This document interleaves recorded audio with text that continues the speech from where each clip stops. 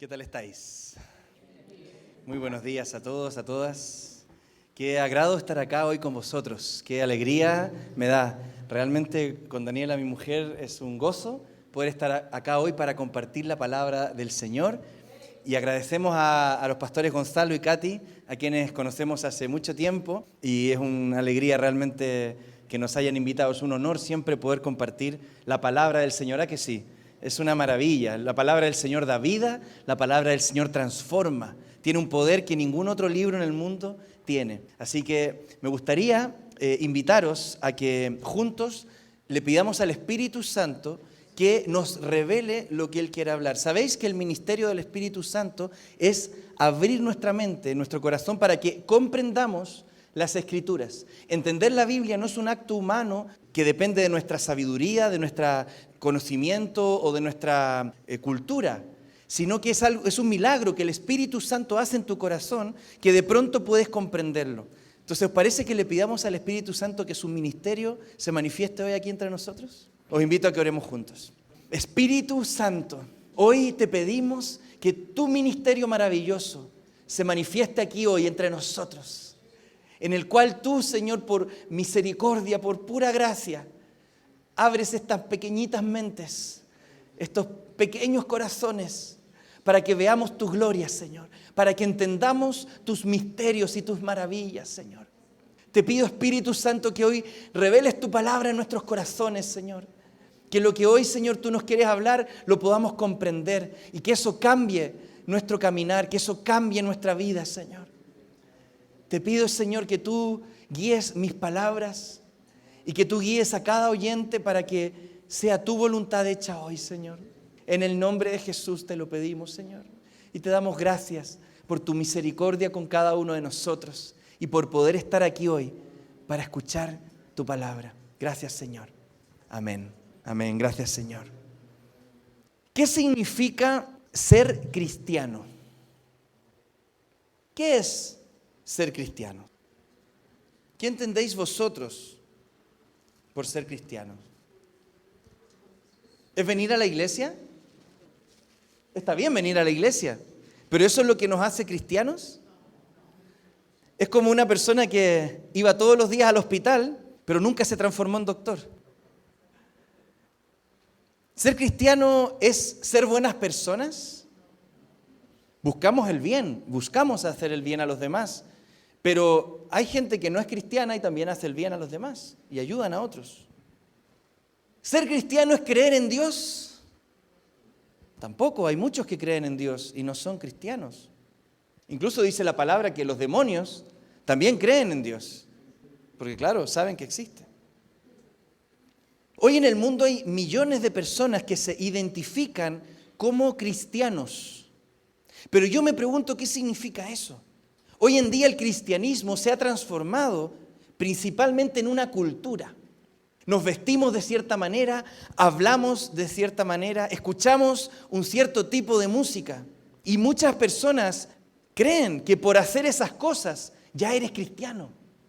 Te encuentras en la calle con alguien que te dice, aleluya, gloria a Dios, es cristiano. ¿Pero es eso realmente ser cristiano? Incluso puede que nosotros, cada uno de vosotros, os reconozcáis o identifiquéis como cristianos.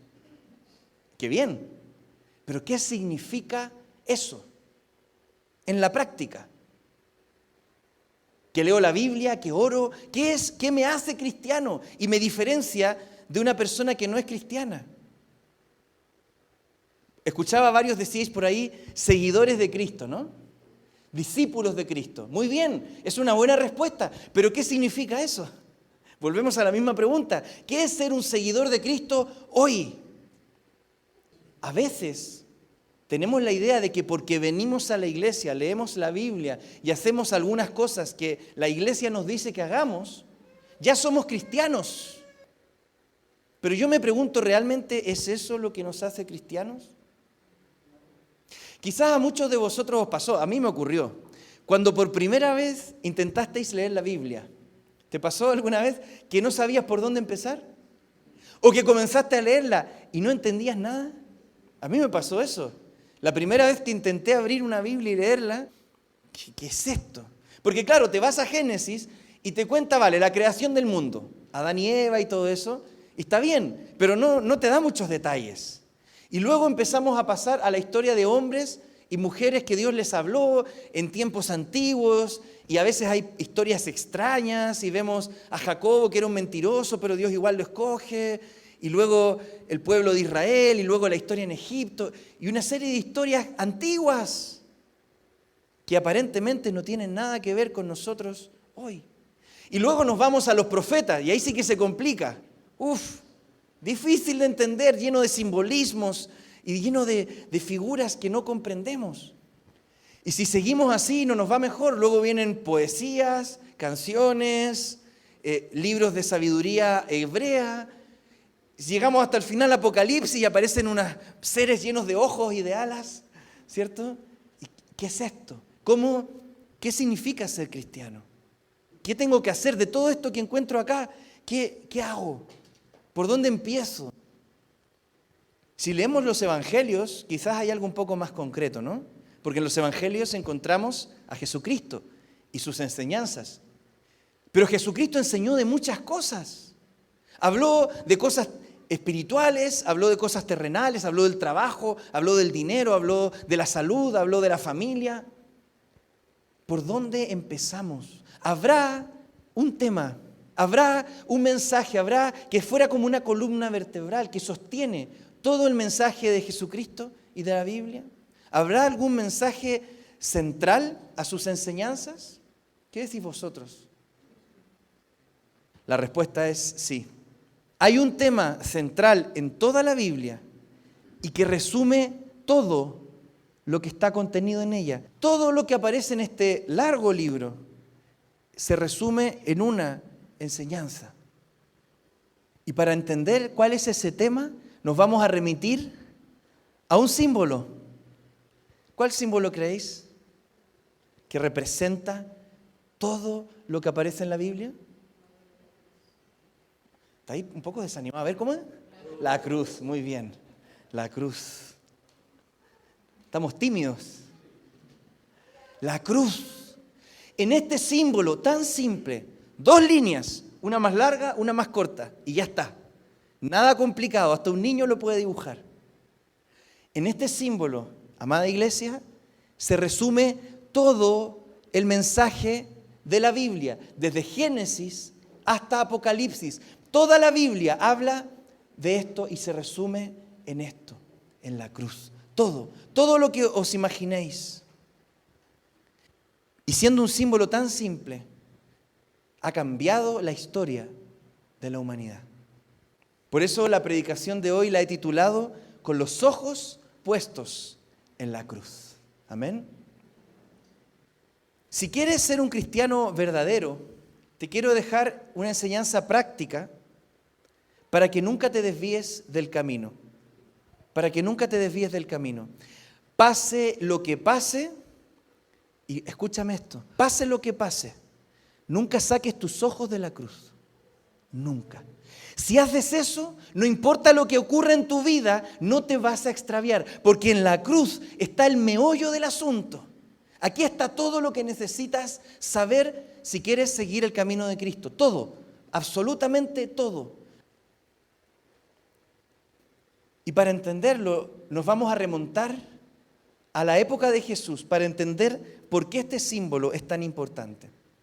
Lo primero que llama la atención es que la cruz no es un símbolo judío, no es un símbolo del Antiguo Testamento. ¿Habéis visto alguna cruz en el Antiguo Testamento? No lo hay. Es un símbolo romano. Es un símbolo romano que representaba la sociedad moderna de esa época, ¿no? El Imperio Romano. ¿Y sabéis por qué o qué significaba la cruz para los romanos? Maldición. Era un lugar para dar la pena de muerte a los peores criminales de todos. Era la peor manera en que alguien podía morir. Sería lo equivalente a hoy en día a la silla eléctrica. Eso es una cruz. ¿Habéis visto una silla eléctrica, no? Lo macabra que es. ¿Te imaginas que en las iglesias, en vez de una cruz, tuviéramos una silla eléctrica como símbolo? ¿Te colgarías en un colgante una sillita eléctrica pequeña? ¿Te tatuarías una silla eléctrica en tu brazo? Eso es la cruz. Y yo quiero que le tomes el peso que cuando nosotros llevamos esta cruz tan bonita, que ya en esta época la encontramos un símbolo precioso, estamos llevando una silla eléctrica, un lugar de muerte y de tortura. Y claro, yo quise hacer esta cruz un poco más rústica, porque a veces hacemos unas cruces tan bonitas que se nos olvida lo que ocurrió allí. La cruz era un lugar ensangrentado. La cruz no estaba la madera pulida, ni con luces por detrás, ¿cierto? La cruz estaba llena de sangre, sangre seca de muertos anteriores. Un lugar de tortura, un lugar de sufrimiento, un lugar de muerte. Eso es la cruz. Entonces, ¿cómo es posible que un símbolo tan cruel, tan horroroso, tan macabro, se haya transformado en el símbolo que representa el amor de Dios? ¿Cómo es posible eso? ¿Qué ocurrió? ¿Cómo fue que pasó de ser una silla eléctrica a ser un símbolo de amor? Y la respuesta, amada iglesia, no está en la madera, no está en la cruz. ¿Sabéis por qué? Porque si el poder estuviera en la cruz en sí misma, ¿por qué entonces los miles de muertos en cruces antes o después de Jesús no tuvieron el mismo impacto? ¿Por qué no usamos 3 cruces si ese día murieron 3 personas? ¿Por qué usamos solo una cruz? Y es porque el poder no reside en la madera de la cruz, el poder reside en quien murió en ella. Eso es lo que hace la diferencia. Y por eso la cruz se ha transformado de un símbolo de tortura a un símbolo de amor. ¿Qué hizo diferente la muerte de Jesús de cualquier otra crucifixión, antes o después que Él? ¿Qué la hizo distinta? ¿Por qué fue tan diferente su muerte si muchas personas habían muerto en una cruz antes? Y no vemos que ninguno de ellos haya impactado la historia. ¿Por qué la muerte de este hombre sí impactó la historia? Y la respuesta es porque Jesús era diferente. Todos ellos que murieron en una cruz antes y después se lo merecían. Estaban allí por su maldad. En cambio, Jesucristo era inocente. Él no había pecado, no había hecho mal. Sin embargo, fue. Pero si Jesús era inocente, ¿por qué fue a esa cruz? ¿Por qué? ¿Por qué aceptó ir allí? Isaías profetizó ese momento en Isaías 53:5. Si podemos ir allí, por favor, me acompañáis. Isaías 53:5.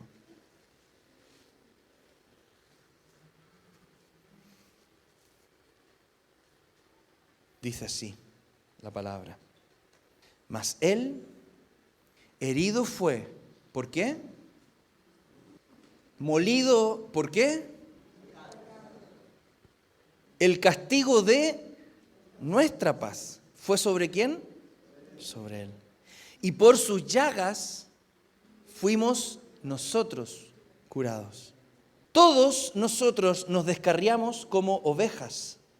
Cada cual se apartó por su camino, mas Jehová cargó en él el pecado ¿de quién? De todos nosotros.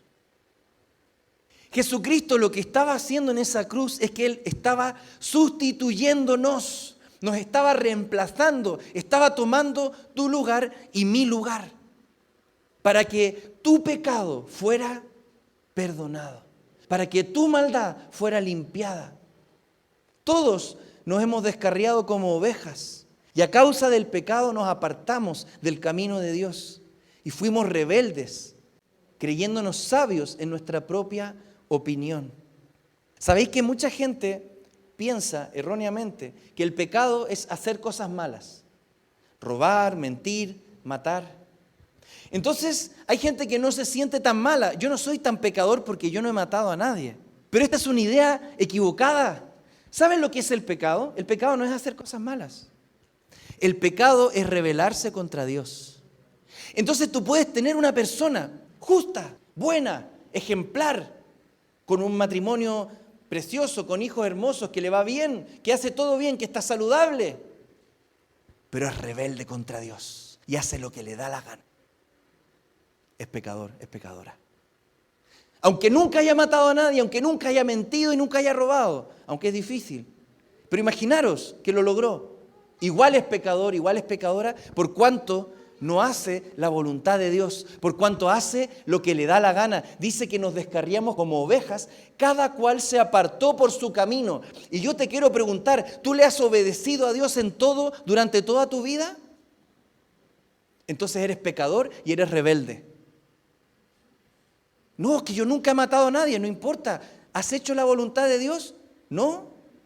Eres rebelde, eres pecador, eres pecadora. Y yo pregunto, ¿puede un rebelde como Satanás, que fue el primer rebelde, puede un rebelde entrar a la presencia de Dios? Aunque no haya matado a nadie ni haya robado, pero alguien que se rebela y que le dice a Dios, yo no voy a seguir tu consejo, voy a hacer lo que yo creo correcto. ¿Tú crees que una persona con ese corazón altivo puede entrar a la presencia de Dios? No.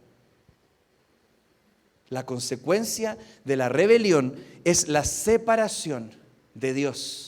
Es la separación entre tú y Dios, porque Dios es santo. Y por lo tanto, si tú eres rebelde, no puedes tener comunión con Dios. No sé si se entiende lo que digo, ¿no? Si eres rebelde, no puedes entrar en la presencia de Dios. Y la rebelión es eso que, si tú eres sincero contigo mismo, sincera, ¿te ha pasado alguna vez que dices, no quiero orar, me da pereza ir a la iglesia? ¿Alguna vez has tenido ese pensamiento? Predicarle a mi vecino, no, mejor no, ahora no me sienta bien. Puede sonar muy inocente, pero te digo que eso es rebelión. Es la rebelión que todos tenemos, tú y yo. Es nuestra condición. No queremos hacer lo que Dios nos dice. Lo queremos hacer solo cuando nos conviene, cuando estoy de acuerdo, cuando me parece bien. Entonces ahí lo hago. Sí, me gusta ir el domingo a la iglesia, así que voy. Pero un martes, no, el martes es mío. Sí, me gusta ayudar a la gente necesitada. Pero ir a predicar el evangelio, no, eso no es para mí. Y así comenzamos a decirle a Dios lo que vamos a hacer, cómo lo vamos a hacer y cuándo lo vamos a hacer. Eso es rebelión y eso es el pecado. Entonces, ¿sabes lo que hizo Jesucristo en la cruz?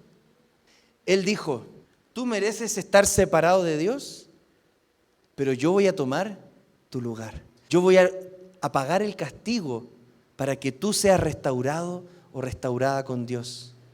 Mira, quisiera que leyéramos en Mateo 27, 46, por favor. Si podemos ir juntos ahí. Mateo 27, 46. ¿Hay alguien que tenga buena voz y lo quiera leer así en voz alta para que lo escuchemos todos? ¿Que tenga buena proyección? Mateo 27, 46.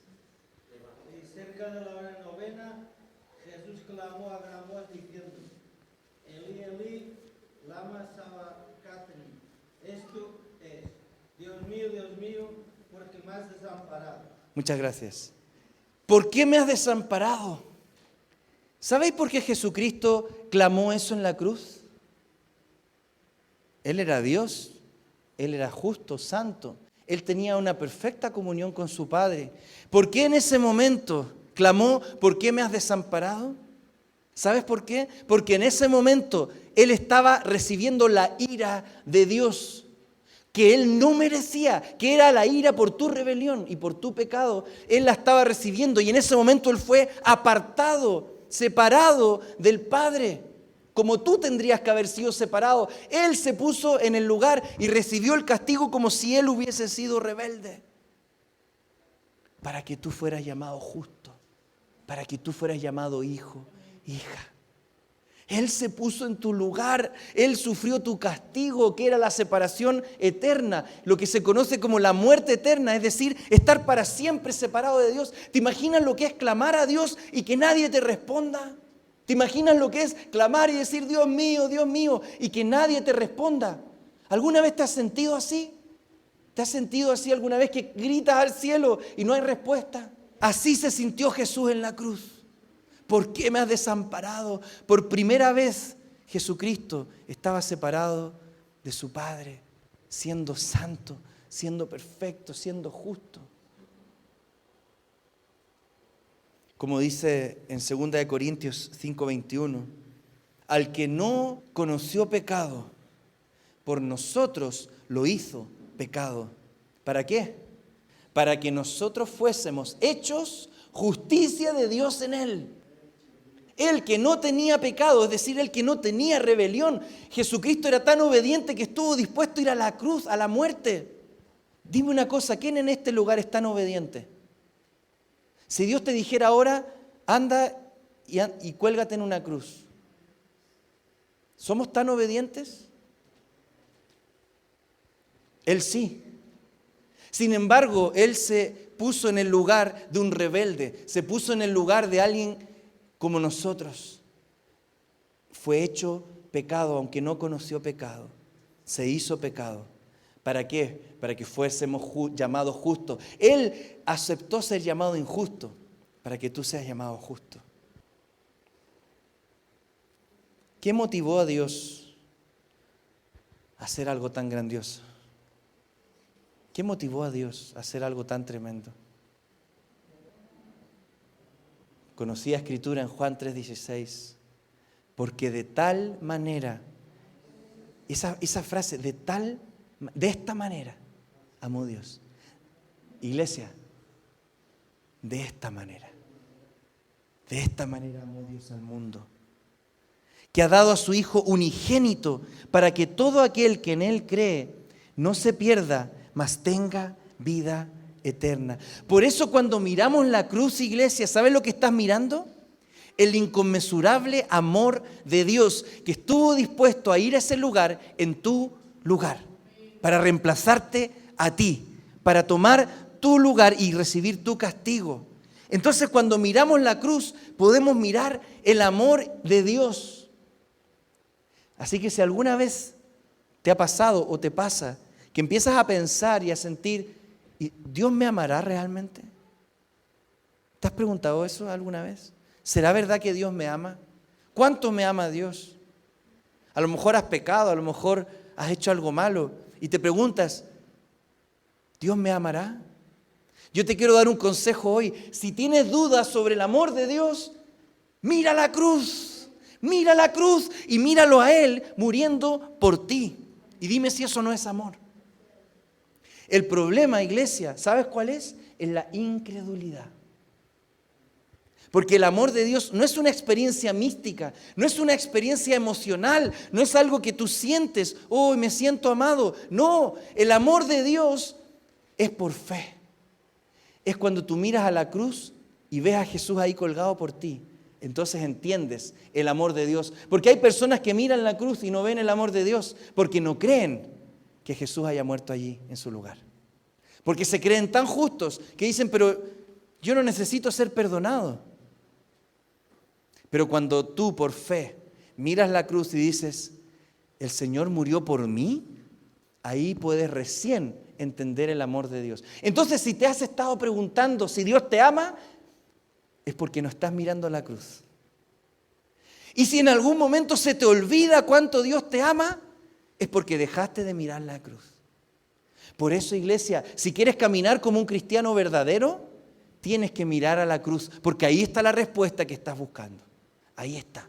Si piensas lo que sea de ti mismo, si el diablo te empieza a bombardear de que tú no vales, de que tú no sirves, de que tú no puedes, cualquier mentira que el diablo te quiera sembrar, de que tú estás mal, de que tú eres lo peor, de que ni siquiera eres digno de venir a la iglesia, todas esas mentiras, ¿sabes cómo se resisten? El Señor me ama porque murió por mí. Así que cállate, Satanás, no te escucho.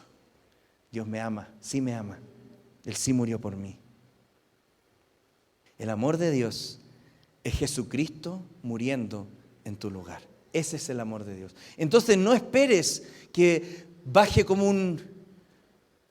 como una lluvia y de repente vengan como una nube y se abre el cielo y se escucha un coro de ángeles y te diga, te amo. El amor de Dios es Jesús yendo a la silla eléctrica en tu lugar. Es Jesús siendo torturado en tu lugar. Es Jesús recibiendo la vergüenza que tú tendrías que haber sido expuesto o expuesta por tu maldad. Él la cubrió y Él fue avergonzado. Él fue colgado, escupido, sufrió la humillación, las burlas que tú deberías haber sufrido. Ahora, ¿qué espera Dios a cambio de este amor?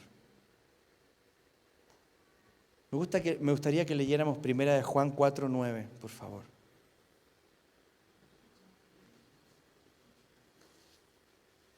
Dice así 1 Juan 4:9. En esto se mostró el amor de Dios para con nosotros, por si tienes dudas. En que Dios envió a su Hijo unigénito al mundo para que vivamos por Él. En esto consiste el amor, en que sientes una paz muy linda en tu corazón. ¿Eso dice? En esto consiste el amor, en que tienes un gozo que no lo puedes contener. En esto consiste el amor, en que andas todo el día enamorado o enamorada. En esto consiste el amor, no en que nosotros hayamos amado a Dios, sino en que Él nos amó a nosotros y envió a su Hijo en propiciación por nuestros pecados. Y yo vuelvo a preguntar, ¿qué esperará Dios de vuelta? ¿Obediencia? ¿Sumisión? ¿Servicio? ¿Tus bienes? ¿Tu vida? ¿O tu amor? ¿O tu amor? ¿Sabéis que en todos mis años como cristiano hay una cosa que nunca me deja de sorprender? Y es que Dios quiere que yo le ame. Es que no lo entiendo. Yo, un gusano, polvo, ¿por qué querría Él que yo le ame? ¿Qué le voy a aportar yo? Un amor miserable y pequeño. No me deja de sorprender. Vemos a Pedro, por ejemplo. ¿Conocéis a Pedro, no? Lo negó 3 veces y lo maldijo. Era un traidor. Hace unos minutos le había dicho a Jesucristo que iba a dar su vida por él y a los minutos le estaba negando 3 veces y maldiciéndole.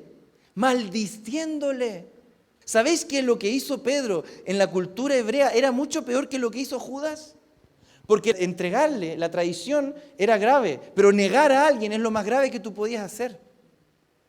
Lo que hizo Pedro fue mucho más grave que lo que hizo Judas. Más encima Judas lo hizo para que se cumpliera la voluntad de Dios, aunque eso es un misterio. Pero lo que hizo Pedro, siendo cercano, después de todo lo que Jesús le había dado, negarlo. Y cuando volvieron a verse y se encontraron en esa playa, ¿qué le dijo Jesucristo? Que era lo único que le importaba. Pedro, ¿por qué hiciste eso? Estuvo muy mal, ahora te voy a castigar. ¿Eso le dijo Jesucristo? Pedro, eres un traidor, no te vuelvas a acercar a mí. Lo que hizo Pedro era como para desterrarlo para siempre. ¿Qué le preguntó Jesús, iglesia? Pedro, ¿me amas? Sí, Señor, te quiero. No, Pedro, escúchame. ¿Me amas? Señor, si te quiero. No, Pedro, no lo estás pillando. ¿Me amas? Iglesia, quizás una de las escenas más conmovedoras de la Biblia, al Dios de dioses, Rey de reyes, al Creador del universo, a un zángano, pecador, traidor, doble, mentiroso, diciéndole, ¿me amas? Es lo único que quiero saber, ¿me amas? No me sé vuestros nombres, pero ponle tu nombre. Él te mira y te dice, ¿me amas? Y quizás tú le respondas y le digas, pero Señor, te he fallado tanto. No te estoy preguntando eso. ¿Me amas? Pero es que, Señor, yo soy indigno. Mi pregunta es otra. ¿Tú me amas? Pero, Señor, es que nunca voy a llegar a ser alguien importante. ¿Me amas? Jesucristo hoy día te está preguntando eso. No si eres perfecto, no si lo has hecho bien o lo has hecho mal. No, cuánto has dado. Hoy Jesucristo te mira y te dice, ¿me amas? Porque yo sí yo sí te amo. Yo sí te amo. Tú me amas a mí.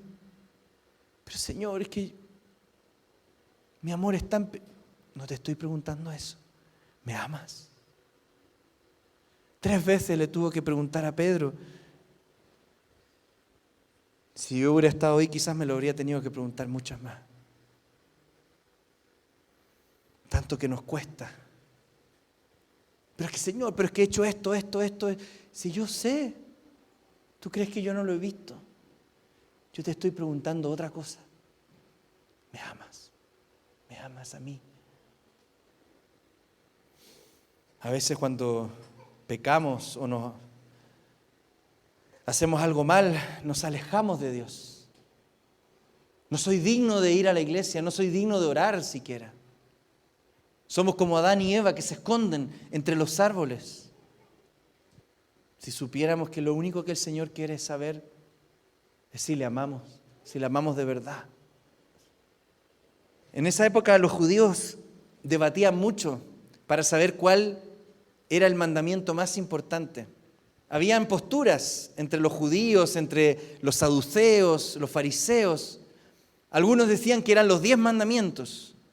Otros decían que era el tercer mandamiento, que es que no usarás el nombre de tu Dios en vano.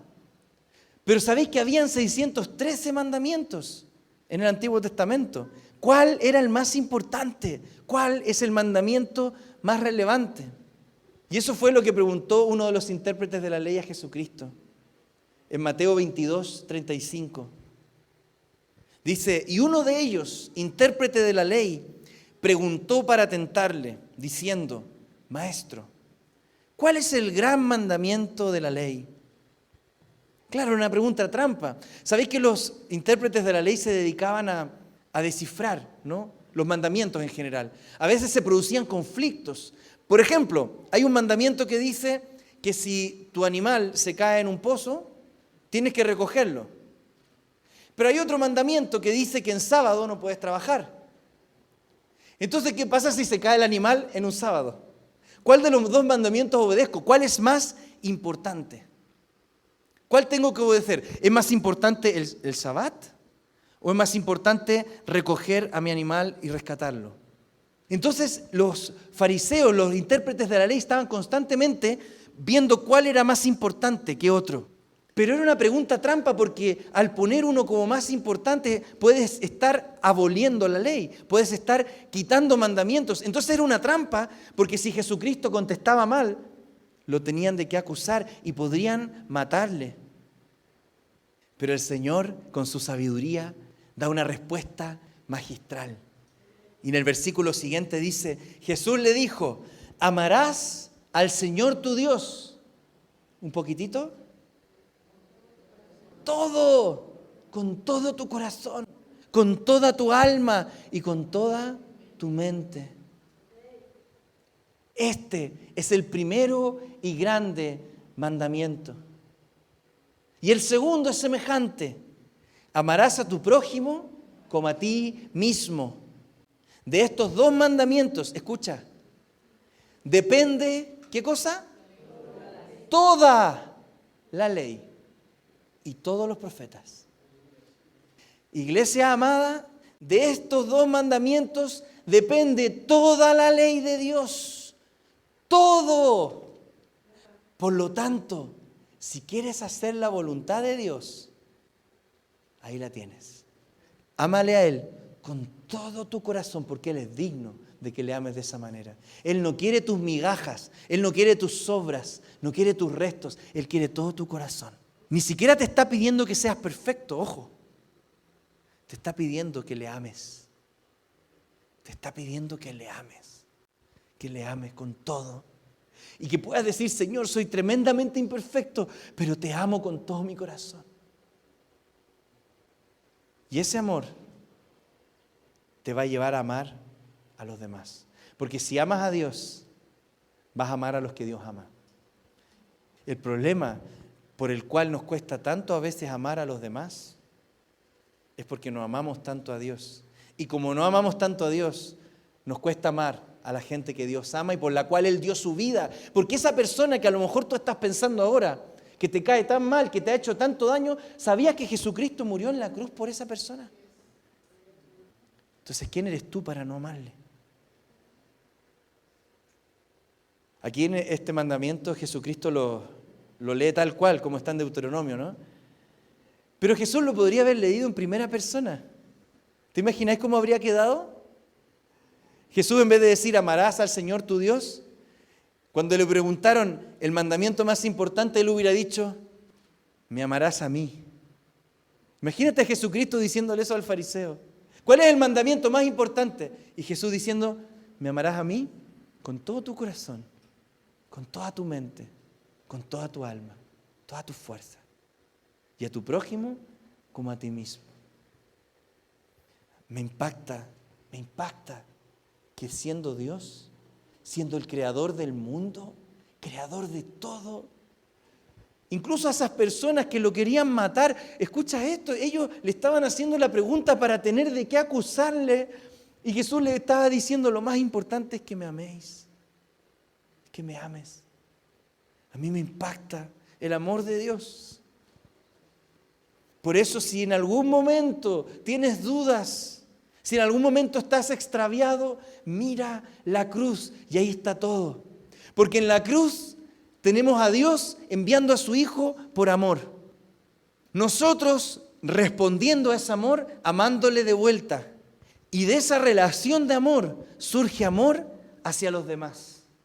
Y ahí tienes la cruz. Así.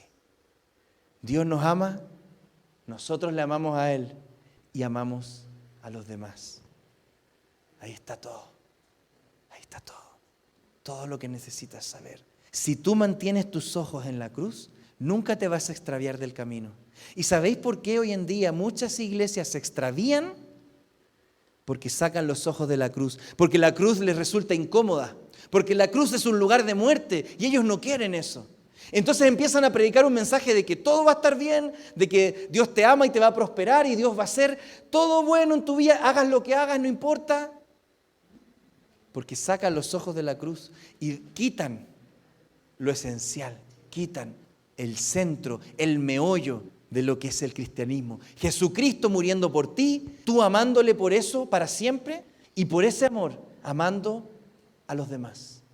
Porque Dios les amó y Él también murió en la cruz por ellos, incluso por los más malos. Este amor te va a motivar a tener una relación más profunda con Dios, te va a motivar a servir, a dar. Y yo quiero preguntaros, ¿estás mirando la cruz? ¿O se te ha olvidado a ratos? ¿Estás mirando la cruz? Porque si en algún momento has dejado de mirar a la cruz, tu cristianismo corre peligro. Tu cristianismo se puede transformar en una cultura. Tu cristianismo se puede transformar en venir a la iglesia, hacer un par de cosas, leer la Biblia y ya está. Pero el cristianismo es mucho más que eso. El cristianismo es a Dios dando a su Hijo y muriendo por el pecado de toda la humanidad, salvando a todas las personas. Y tú puedes ser canal para eso. Pero por eso, mira la cruz. Nunca quites tus ojos de la cruz. ¿Oramos? Amado Señor, gracias Jesucristo por venir a la tierra, por hacerte hombre. Gracias Señor por pagar ese precio. Gracias Señor por tomar nuestro lugar, Señor. Gracias Padre por enviar a tu Hijo amado. Gracias Señor por sustituirnos. Hoy Señor queremos poner nuestros ojos en la cruz. Hoy queremos poner nuestra mirada en lo que tú hiciste en ese sacrificio. Para que cuando tú nos preguntes, ¿me amas? Podamos decirte, sí Señor, te amo. Señor, te amo Jesucristo, te amo Señor. Te amo Señor.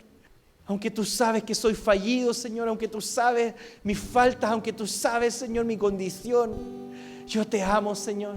Y desde el lugar donde yo estoy hoy te digo, Señor, te amo, te amamos, Señor, te amamos, Señor, te amamos, Señor. Gracias, Señor.